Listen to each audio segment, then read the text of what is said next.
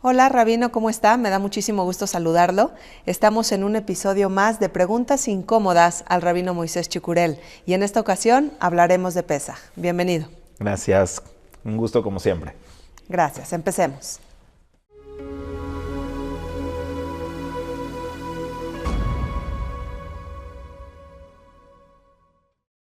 Rabino, año con año, el pueblo judío alrededor del mundo se sienta en una mesa a conmemorar la salida del pueblo judío de Egipto. Un evento que sucedió hace más de 2000 años, incluso hace más de 3000. La pregunta entonces sería, ¿por qué seguir conmemorando un episodio así? ¿Es tan importante en la historia del pueblo judío? Muy buena pregunta y tienes toda la razón. En los términos en los que tú los planteas no tiene razón alguna. Si alguien piensa o cree que está solamente festejando, conmemorando un evento que sucedió hace 3000 años, yo creo que no hay nada más irrelevante, ni hay nada más fútil que simplemente sentarse a hacer un lejaim, a tomar un poquito de vino y comer matzá, porque hace 3000 años un grupo de esclavos fueron liberados de una nación que los estaba oprimiendo. No creo que vaya por ahí el tema. Lo que más bien creo es de que en la realidad, y no es que lo crea yo, así afirman los sabios de Israel, y esto es lo que realmente tenemos que transmitir educativamente, Pesaj sucede hoy. Pesaj espiritualmente sucede en el momento exacto en el que lo estamos celebrando. Hay una cadena de eventos que se continúa desarrollando desde la salida de Egipto hasta el momento en el que nos encontramos. Porque uno no puede desconectar el legado que tiene Pesaj para la humanidad, no nada más para el pueblo de Israel, pero entender de que hay justicia, entender que los seres humanos no tienen el derecho de oprimir unos a otros, que no tienen derecho de esclavizarse, que tienen que tratarse con honorabilidad, con respeto, que cuando hay alguien que abusa de su poder va a tener que entregar cuentas. Todos esos mensajes son educativos, vigentes hoy, como siempre, como igual hace como 3000 años, pero sobre todo es el asunto de la libertad y de qué representa o de qué significa la libertad. La libertad no es salir de un estado de esclavitud a hacer cualquier cosa que sea nociva o dañina. La libertad tiene un propósito. Entonces son una serie de eventos que comienzan en Pesaj, continúan durante todo el tiempo que hay entre la fiesta de Pesaj hasta Shavuot, que es la entrega de la Torá, y toda esta serie de eventos lo que realmente implica es una libertad para algo, una libertad con sentido, una libertad de ser tú, de ser quien eres, de tener autonomía, de tener autodeterminación con un propósito. Y también la consolidación para el pueblo de Israel como pueblo. Eso es una cosa aparte. Es un mensaje individual y centrado en el pueblo de Israel, pero es nuestra constitución como pueblo. ¿Y dónde nos constituimos? En la familia. Cuando tienes a los seres más cercanos en tu mesa, cuando tienes la oportunidad, el Corbán Pesaj original se hacía con una lista de nombres que eran invitados a comer el Corbán Pesaj. Eso también es súper valioso y súper válido hoy en día, que tengamos la oportunidad de constituirnos como familia primero, para después seguir fortaleciéndonos y seguir constituyéndonos como nación. Me queda claro que el pueblo judío tiene una conciencia pues muy importante sobre lo que es la libertad y me parece una oportunidad en la que cada año nos preguntemos de qué somos esclavos hoy en día, en fin. Ahora, algo que tiene mucho que ver en Pesaj de manera constante pues es el tema de la matzá. Y esto fue pues la situación de que estos esclavos tuvieron prisa y ya no pudieron ponerle levadura al alimento y entonces eso es lo que nos traemos hasta hoy en día, un pan ácimo. ¿Por qué el pueblo judío le ha dado tanta importancia a este evento en particular? El pan ácimo, bueno, mucha gente se queda solamente con la idea de que comemos la matzá, que es un pan no leudado, en la noche de Pesaj en particular, y además hay una prohibición durante los 7 días que dura la fiesta de Pesaj de no comer nada que haya leudado de los 5 granos que pueden ser considerados hametz de acuerdo a la Torá, que son el trigo, la cebada, la avena, el trigo espelta y el centeno, ¿no? Entonces, estos son los granos que se consideran, si están leudados, son hametz. Entonces está la prohibición, por un lado, y también la mitzvah de comer matzá. Y la mayoría de la gente considera que esto es solamente conmemoración, de que en aquel momento su pan no leudó. Pero eso también es parcial, es una verdad a medias. Realmente el recordar el pan con el que se nos alimentó mientras éramos esclavos es recordar el estado original de humildad. La matzá está relacionada con la humildad justamente porque no tiene ningún elemento extra. Es lo que se necesita, es harina y agua. Ni siquiera tiene el tiempo para leudar. Y por lo tanto entonces nos conmemora también nuestra esclavitud como hebreos en Egipto, que no olvidemos nuestros orígenes, que estemos siempre ligados a la identidad de que en algún momento fuimos esclavos y ahora que tenemos esta libertad, no olvidemos que fuimos esclavos. Lo vemos hoy en día, ¿sí? Cuando de repente yo puedo ver a alguien que se nos olvidó que cuando llegamos a México, no hablemos de hace 2000 años, cuando llegamos a México, los inmigrantes que tuvieron que llegar acá, como realmente a veces no tenían ni siquiera para comer y el apoyo de unos a otros para poder conseguir un mini trabajo de abonero, de ir y venir y conseguir el pan de cada día literal. Y de repente, bueno, las personas que lograron salir adelante se convirtieron en empresarios, se convirtieron en gente, vamos a decir, exitosa en lo económico, ¿no? Y de repente ves a los hijos, a los nietos, a los bisnietos de esas personas pelearse por herencias, pero pelearse a muerte por herencias, o tratar mal a otras personas que socialmente o económicamente no están a su nivel. Te olvidas y eso no lo permite la Torah. La Torah necesita que nosotros estemos siempre arraigados a nuestro origen de humildad, porque solamente a través de eso podemos lograr todo lo demás. Entonces, no es que el pan no leudó y por esa casualidad estamos comiéndolo, sino en realidad estamos comiendo la matzá en conmemoración y recuerdo de todo lo que significa la esclavitud. No olvidar ese origen.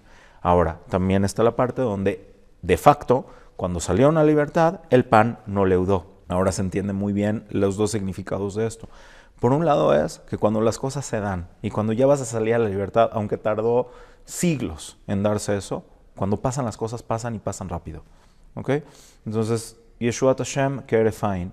La salvación de Hashem es como un parpadeo. Cuando las cosas tienen que pasar, suceden y pasan, ¿no? Entonces uno siempre tiene que tener esta esperanza y saber que cuando se va a dar aquello que anhelas, tu libertad en cualquier sentido, cuando alguien está buscando pareja, cuando alguien está tratando de salir adelante en sus negocios, cuando alguien está tratando de estar bien consigo mismo, cuando se dan las cosas, se dan y suceden rápido.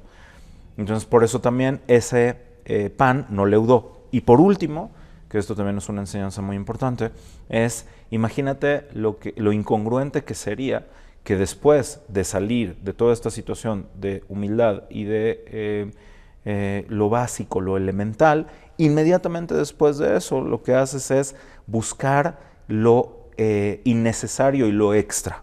No es de que está prohibido. Durante todo el año vas a comer pan, durante todo el año vas a tener una mesa llena de todo lo bueno, pero en este momento hay que ser congruentes. Entonces también por eso el Todopoderoso sacó a los hebreos rápido y no tuvieron chance de sentarse a hacer un pan leudado, de dejarlo inflar. Tuvieron que moverse inmediatamente para que haya un hilo de congruencia, un hilo conductor de congruencia desde la salida hasta hoy en día.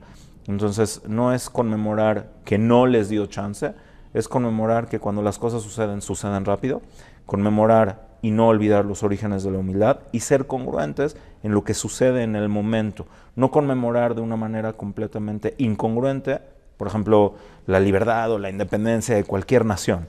No más allá de un momento de reflexión o de unión o de compromiso de la continuidad de la identidad de ese pueblo, de esa nación. Hoy en día las celebraciones de independencia o lo que sea es simplemente ir, emborracharse, luces artificiales, música. ¿Qué tiene eso que ver con la lucha o con la idea de la libertad que constituyó a las naciones? Poco. Entonces aquí es guardar la congruencia y que sea un hilo y una narrativa educativa vigente. Todo esto, el conocer todo esto cobra mucho más sentido a la hora de conmemorar.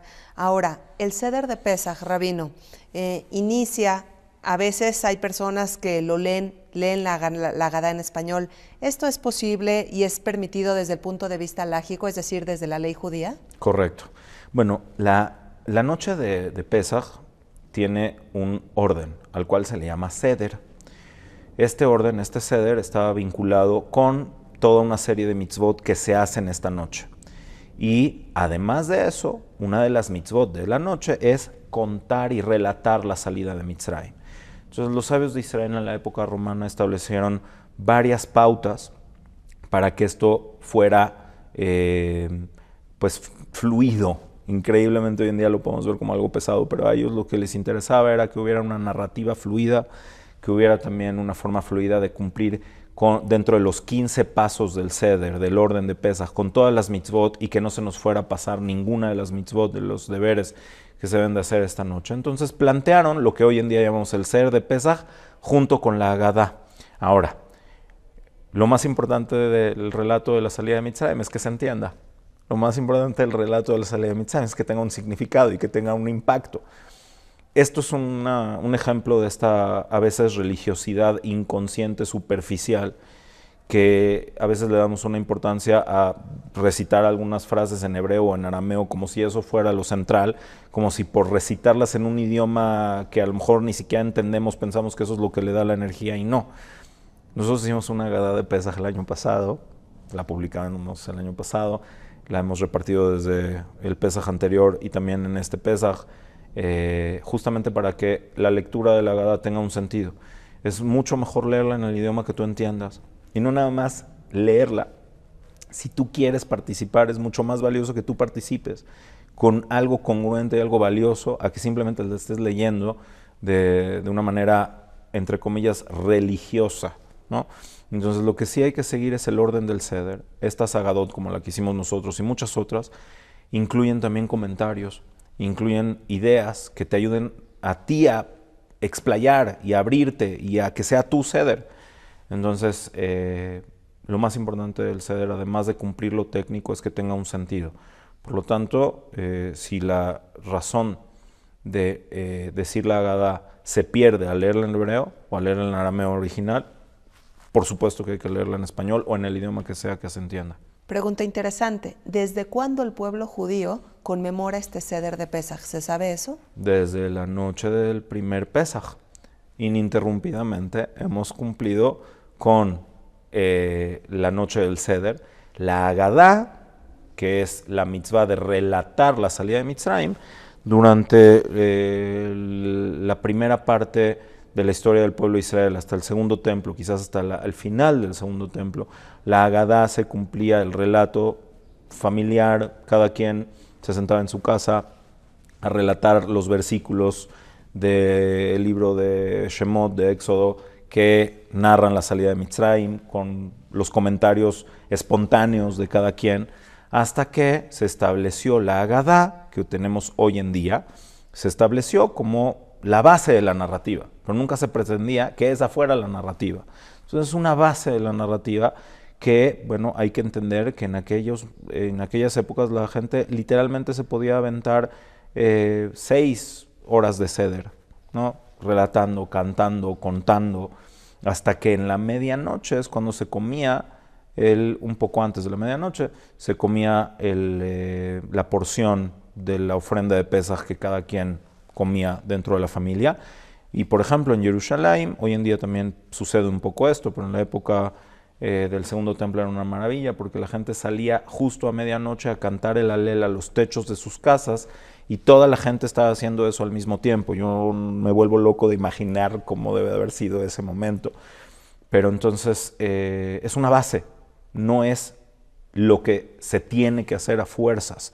Entonces si tú vas en base a esa estructura, lo recomendable es no saltársela, lo recomendable es no comérsela, porque además ahora están estructuradas las mitzvot, como por ejemplo comer maror, o como por ejemplo comer la porción de matzá, o como por ejemplo comer la porción de matzá con maror, está hecho todo de una manera en la que vas haciendo el orden y vas cumpliendo con cada una de estas partes en las 15 partes del Seder, que no terminan en la cena. Muchas familias terminan comiendo la cena y ya después bye, y no siguen con lo que termina. Pero bueno, la idea es de que sobre todo tenga sentido, no nada más que uno lea, balbucee lo que dice la Haggadá, sino que tenga sentido. Rabino, es común que cometamos errores. Hay veces están las mujeres en la cocina preparando el tema de la cena o están muy cansadas y ya no tienen energía para el Seder. ¿Cuáles son los errores que tendemos a cometer en este momento importante? Pesaj es una muestra de los errores comunes que se pueden hacer no solamente en Pesaj, sino en relación con la Torah en general. Por un lado está tomar las mitzvot de manera mecánica. Las mitzvot son una plataforma para que tenga una parte estructural, física, con un contenido. ¿Okay? Entonces, ¿cómo se puede lograr eso?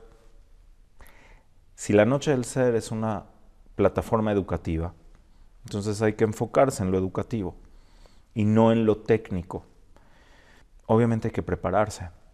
Quien no lo pueda hacer así, o sea, hoy en día que tenemos escuelas, instituciones educativas y que tenemos la oportunidad y el tiempo, porque antes de verdad la gente no tenía el tiempo.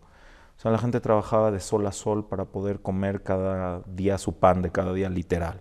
Hoy en día sí tenemos ese tiempo de compartir con nuestros hijos, sí tenemos ese tiempo de prepararnos.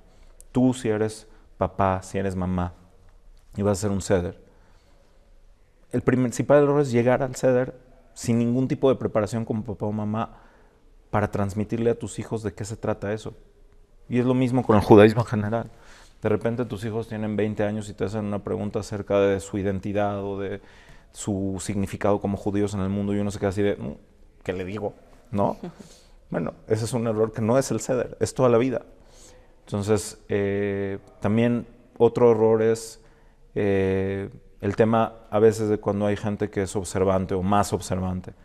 Entonces pretenden de que con comer el doble de matzá entonces vas a ser más espiritual. No va por ahí. Digo, obviamente hay leyes, tenemos un video entero que habla de la guía de cómo hacer Pesaj y los invitamos a ver el video para poder entender todo esto. Pero por ejemplo, de repente te das cuenta de que la Torah te da la mitzvah de comer un bocado de matzá. ¿Qué es comer? Bueno, los sabios de Israel establecieron que la ingesta mínima para considerar que algo es una comida y no una pequeña prueba, no, o sea, que sea realmente un bocado que se considere que comiste, lo mínimo es un kazait. Un kazait es el volumen equivalente a una aceituna. Entonces nos pusimos a ver cuántos gramos o cuántos centímetros cúbicos. No, la pregunta es real y es válida saber cuánto es, pero no enfocarse en esto. Y entonces hay opiniones, por ejemplo, para los sefaradim. Nuestros padres, abuelos, tatarabuelos, comían una medida de matzá que está perfectamente validada. Y a lo mejor otras costumbres en el mundo europeo, ashkenazí, a lo mejor utilizaban medidas más estrictas, ¿no? Pero los sefaradim nunca lo hicimos y de repente pareciera que lo valioso, lo importante es de que ahora te vas a comer medio kilo de matzá. Y hay gente que además de verdad termina haciendo sufrir a sus propios familiares por tomar una cantidad de vino que hay gente que no le cae bien esa cantidad de vino, ¿me entiendes? Entonces este es un error no del Pesaj, es un error de todo. Un error terrible de la religiosidad en general es cuando se convierte solamente en algo mecánico y cuando tergiversamos lo que la Torah transmite y lo que los sabios de Israel transmitieron, que siempre es ordenado, cariñoso, amigable, y de repente lo convertimos en un asunto mecánico, inalcanzable. Y el punto también de no involucrarse, ¿Tú quieres disfrutar Pesaj? ¿Sí?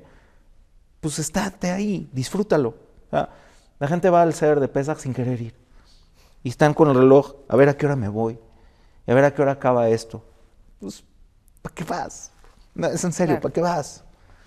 Disfrútalo, vívelo, vivencíalo tal cual es. Si ya estás ahí y te es importante y te es relevante, cuestiónalo. Algo no te cae, algo no te está funcionando y estás con el tío, con esto, en buena onda, no de cuestionar para molestar, pero bueno, de verdad, ¿por qué lo que estamos hablando? ¿Por qué matzá? ¿Por qué el vino? ¿Por qué 4 copas?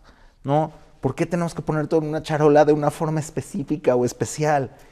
Entonces, eso es lo que te convierte en ese hijo preguntón que la Torah quiere que seas. Hay 4 tipos de hijos preguntones. ¿Cuál eres tú? Pero tienes que ser alguien que esté involucrado.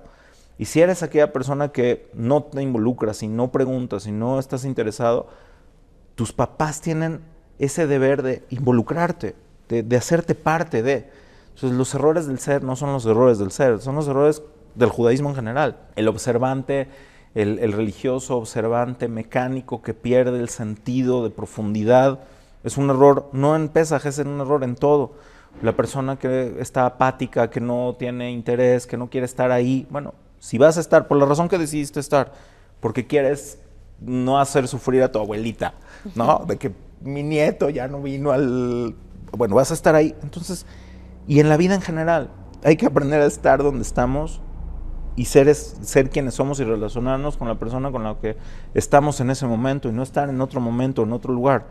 Entonces, esos son los errores comunes. Y por último, lo que empiezas, termínalo.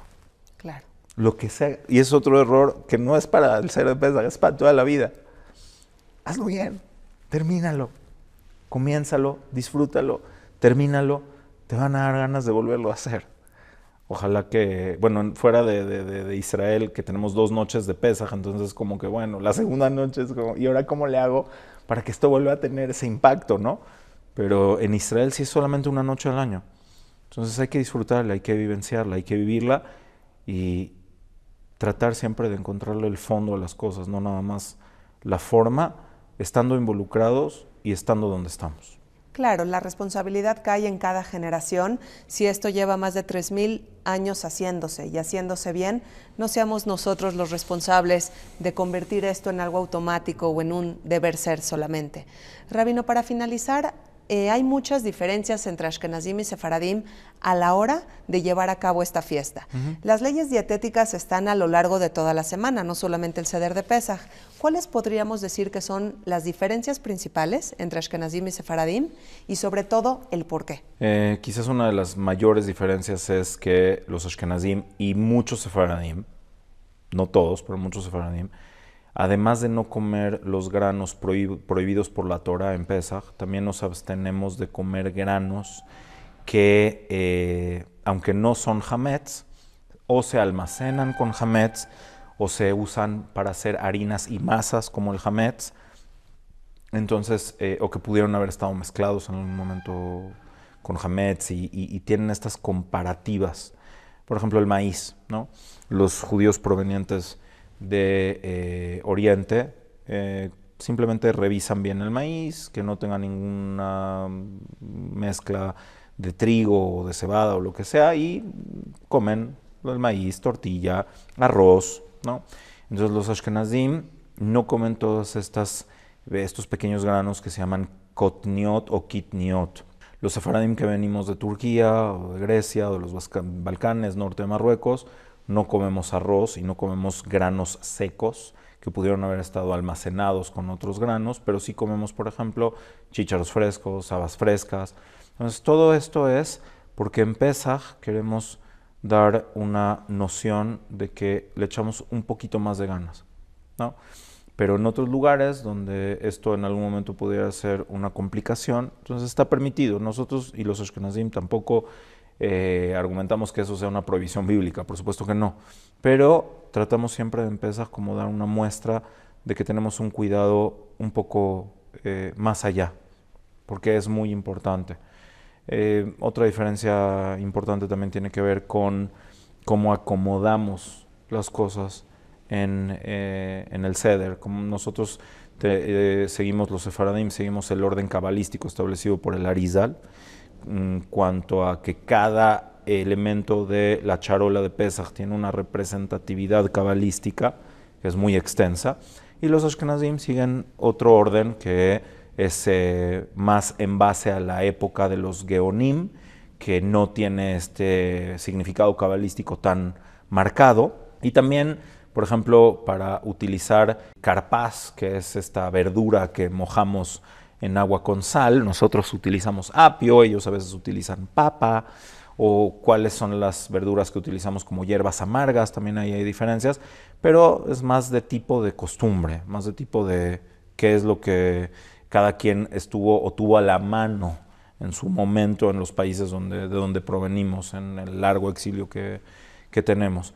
Pero bueno, más allá de esto, las ideas compartidas que tienen que ver con la libertad y que tienen que ver con la celebración de ya no ser esclavos y de tener un mensaje y un propósito en el mundo como parte del pueblo judío, todo eso es compartido. Siempre vamos a encontrar pequeñas diferencias entre nosotros, mientras lo compartido sea la mayoría y nunca nos basemos en las diferencias para fragmentarnos y dividirnos, está todo bien. Claro, sin duda. Es un evento además muy conmovedor el que después de 3000 años más, incluso el pueblo judío esté conmemorando todo esto en diferentes países. Simplemente la libertad. Tomémoslo de ese modo y preguntémonos, como lo dije hace un momento, pues de qué somos esclavos hoy en día y de qué tenemos que liberarnos. Y que no salimos de las piedras. Y que venimos de un lugar muy importante.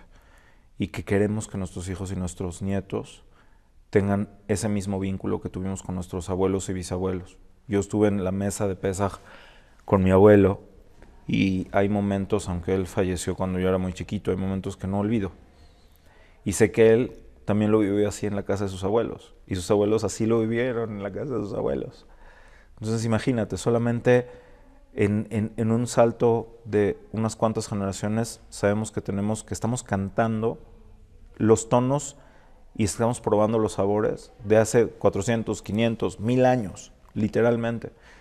Entonces esa situación nos ayuda a entender de dónde surgimos, quiénes somos, y sabemos de dónde venimos, quiénes somos probablemente también vamos a saber hacia dónde vamos y quiénes queremos ser. Gracias, Rabino. Gracias por siempre ayudarnos a entender la religión judía de una manera más clara, más simple y sobre todo porque al comprenderlo, pues todo cobra mucho más sentido. Gracias a ti por incomodarnos con preguntas muy buenas que resultan muy interesantes. Ojalá que siempre podamos aprender y preguntar, que nunca nos quedemos callados las preguntas. Gracias. De eso se trata, de aprender. Hasta la próxima.